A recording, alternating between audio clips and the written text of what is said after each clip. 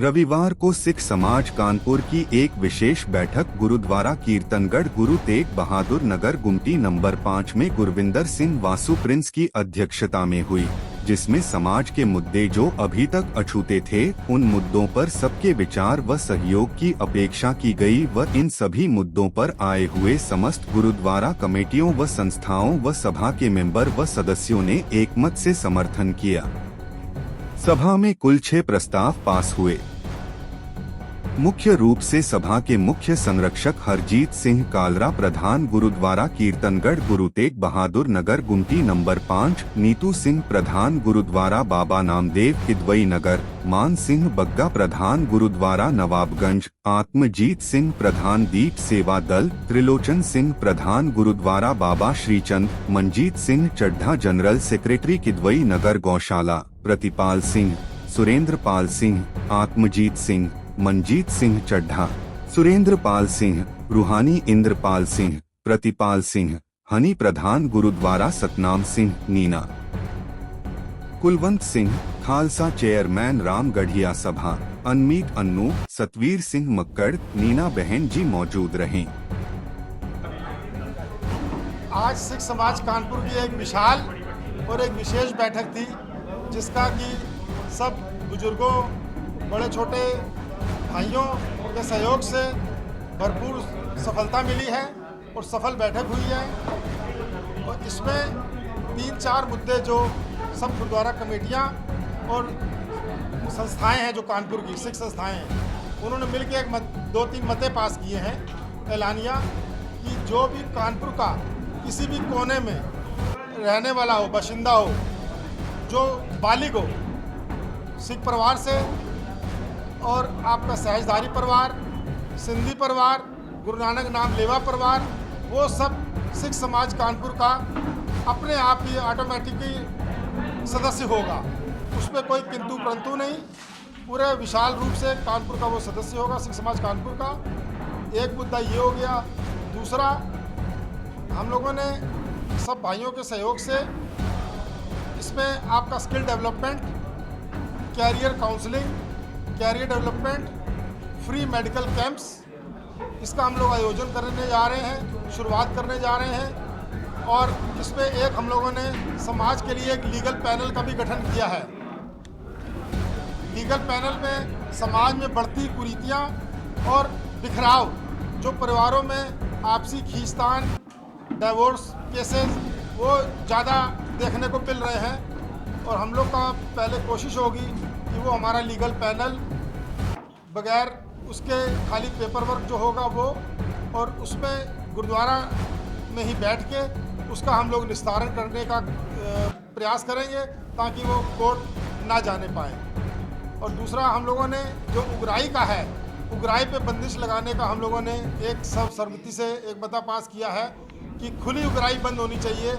कि रसीदें लेके हर आदमी निकल पड़ता है, वो रसीदें का उगराई का बंद होना चाहिए।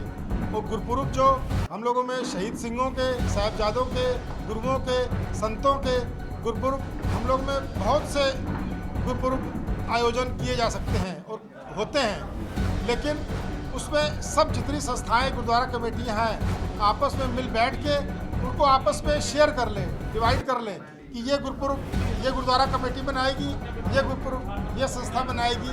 उससे क्या है, पैसे की बर्बादी भी नहीं होगी। वो पैसा हम अपने कमज़ोर सिख परिवार, बच्चे बच्चियाँ, उनको हम स्टैंड करने में और उनकी शिक्षा में, मेडिकल में हम लोग वो मदद कर सकते हैं।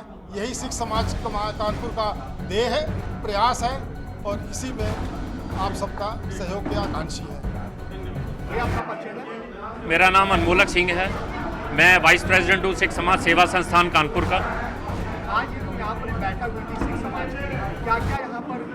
आज जो हमारी बैठक के मेन मुद्दे थे, उसमें सिख समाज सेवा संस्थान कानपुर करने क्या जा रही है। इसमें हमारे 5 मुख्य स्तंभ हैं, जिन पर हम लोगों ने आगे आने वाले समय में कार्य करना है।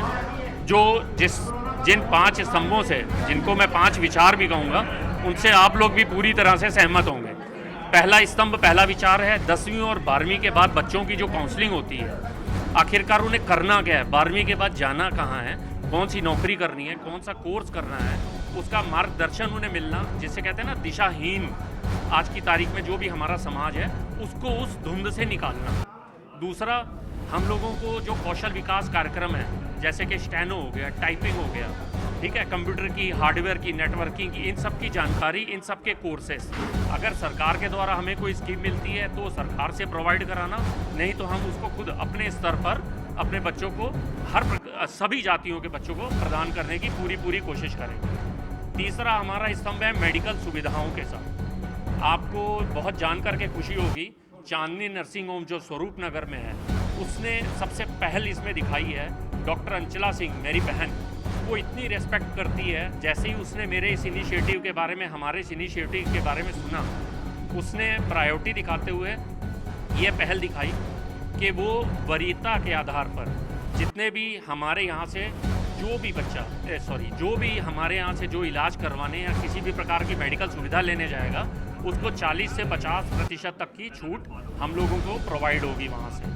और जो भी मैक्सिमम से मैक्सिमम वो लोग कर सकते हैं वो लोग करने का उन्होंने हमें आश्वासन प्रदान किया है। और जो तीसरा स्तंभ है, आप लोगों को ये भी मालूम होगा कि आजकल कोर्ट में लीगल केसेस कितने चल रहे हैं, डाइवोर्स के केसेस कितने चल रहे हैं। घर लड़के हों चाहे लड़कियां, लड़के पक्ष हो चाहे लड़कियों के पक्ष हो, दोनों तरफ से फाइनेंशियल बर्बादी होती ही होती है। तो हम लोगों की प्रायोरिटी रहेगी कि इस बर्बादी को रोकना, गुरुद्वारे में ही बुला करके एक कम्युनिटी एक नियमों के आधार पर ही सुलह समझौता करवा के उनको 13 भी म्यूचुअल कंसेंट में डाइवोर्स की तरफ मूव कराना। और जो पांचवा हमारा मुख्य पिलर है, अब वो धार्मिक प्रोग्राम कैसे करने हैं वो तो खैर नॉर्मल होते आ रहे हैं। जो मेन हमारे 4 स्तंभ जिनकी जानकारी से शायद आप लोग भी सहमत होंगे कि हाँ ये कार्य होने चाहिए। आप सबका मैं बहुत बहुत आभार व्यक्त करता हूँ, आप सब आए। जय हिंद।